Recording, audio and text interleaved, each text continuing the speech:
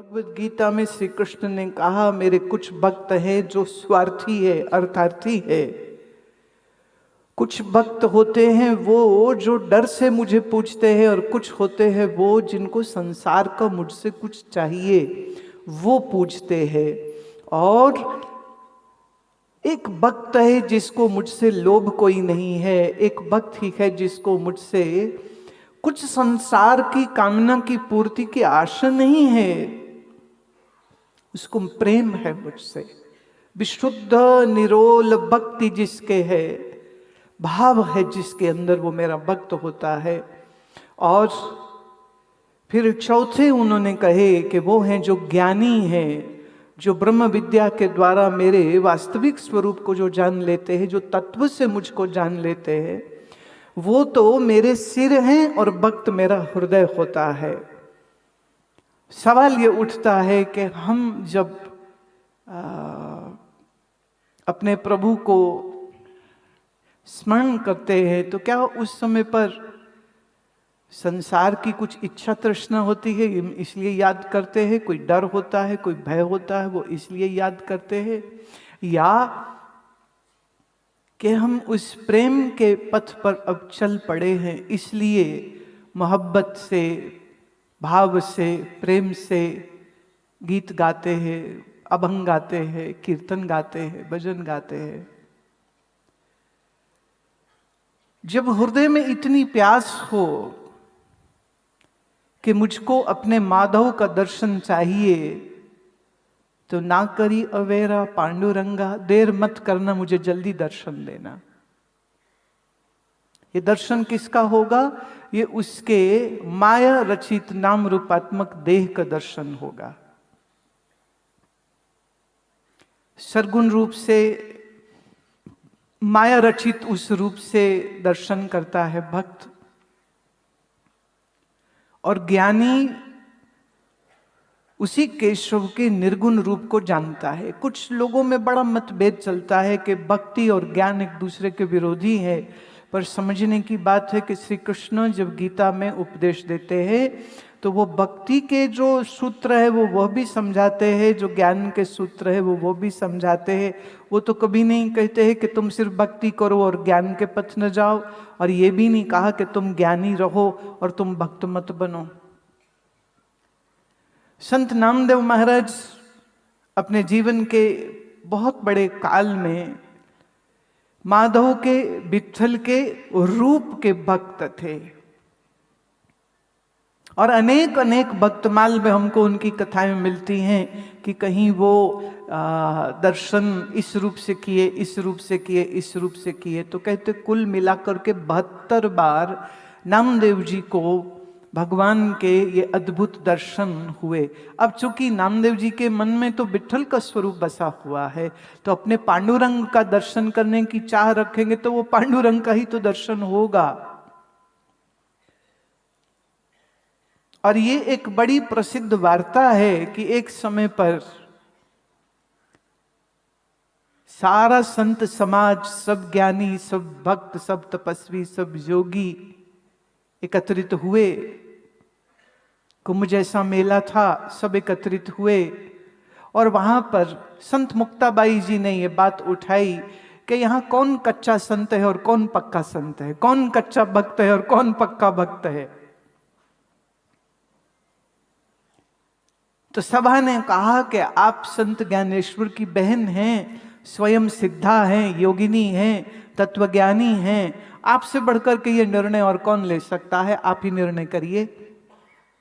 तो जैसे कोई मटका खरीदने जावे ना माई, तो वो ऐसे ठोक के देखती है कि ये कच्चा है कि पक्का है।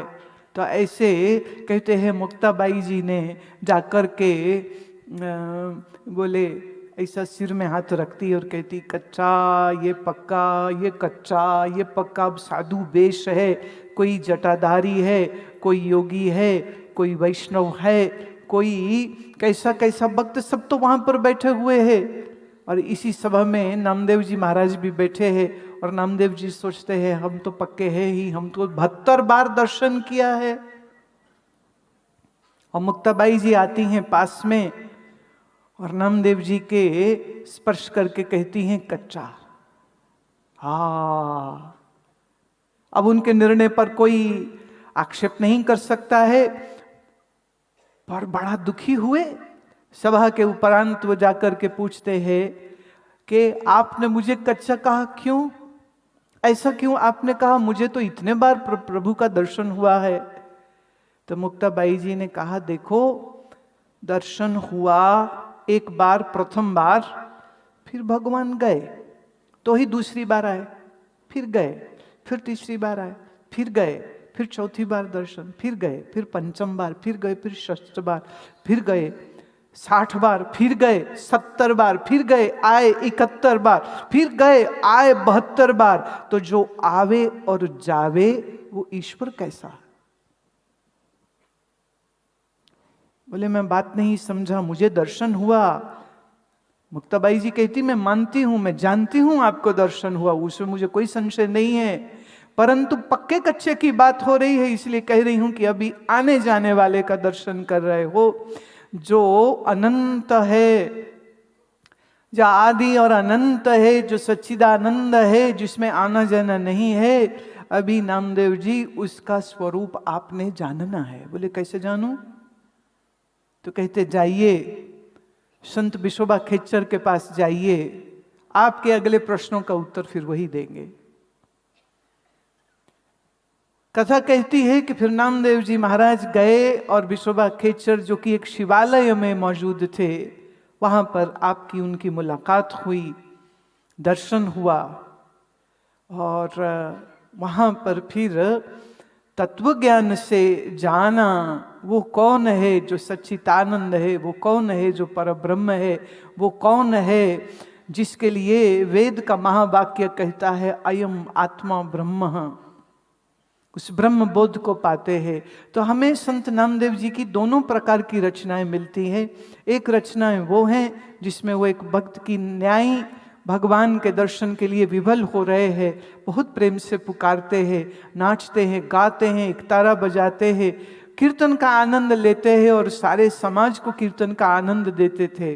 और फिर हमारे पास संत नामदेव महाराज की ऐसी रचनाएं भी हैं जिसमें आप इसके कुछ जो भाग हैं वो मराठी से गुरुमुखी माने पंजाबी भाषा में अनुवादित किए गए, और श्री गुरु नानक देव महाराज के बाद जो पंचम गुरु बैठे श्री गुरु अर्जन देव जी, उन्होंने संत नामदेव की इन रचनाओं को गुरुमुखी में माने पंजाबी भाषा में अनुवादित करके उसको आदि श्री गुरु ग्रंथ साहब का हिस्सा बनाया।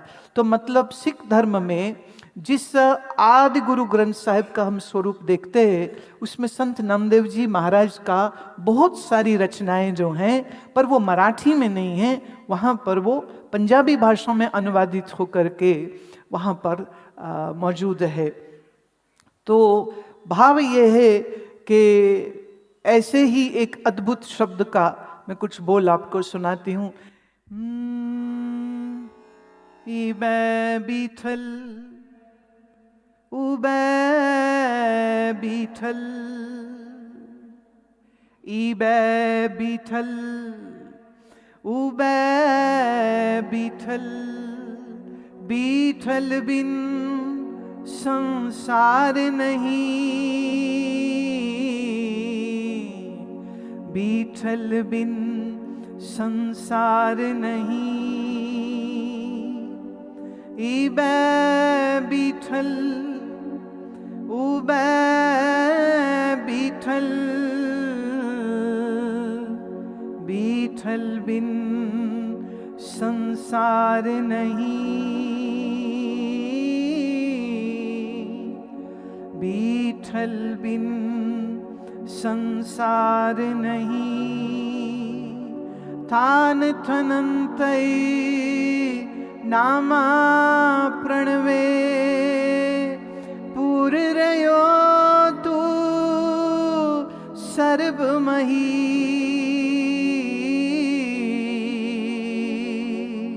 बीठल बिन संसार नहीं। आणिले फूल परोइले माला, ठाकर की हो पूज करो। पहले बास लई है भंवरे, बीठल बैला काहे करो। आनी ले दूध रिदाई ले खीरम, ठाकर को नैवेद्य करो। पहले दूध बिटारियो बछरे, बीठल बैला काहे करो। जत्र जाओ तत बीठल भैला, मायानंद करे सद केला। ईबे बीठल उबे बीठल, बीठल बिन संसार नहीं, बीठल बिन संसार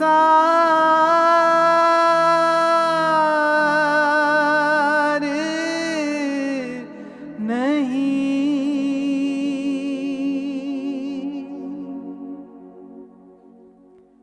इबे बीठल, इधर भी बीठल, उबे बीठल, उधर भी बीठल। बीठल के बगैर तो ये पूरा संसार नहीं है। संसार मेरे बीठल का ही स्वरूप है। थान थनंतर प्रणवे नामा, मैं नामदेव प्रणाम करता हूँ उस अपने बीठल को जो इस सारे पंच भौतिक जगत में सृष्टि होकर के दर्शन दे रहा है। पूर रहो तू सर्वमही, तू ही सर्व में मौजूद है, तू ही सर्व में उपस्थित है। और अब आगे देखिए जो उन्होंने उदाहरण दिए हैं, एग्जाम्पल दिए। आनीले फूल परोईले माला, आपने फूल लिए और उसकी माला बनाई, ठाकुर की हो पूज करो। ठाकुर जी को आपने ये पूजा में चढ़ाई। पर याद रहे संत नामदेव महाराज कहते, पहले बास लई है भंवरे है। पहले खुशबू फूल से किसने ली? भंवरे ने।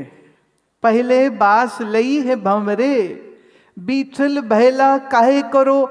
तुम हमारे बीठल को मैला क्यों करते हो? ये तो झूठा हो गया, ये तो झूठा। खुशबू कौन ले गया? भंवरा। उसके ऊपर बैठ के, सुमन के ऊपर, पुष्प के ऊपर भंवरे ने बैठ करके खुशबू ली है। ये तो झूठा हो गया।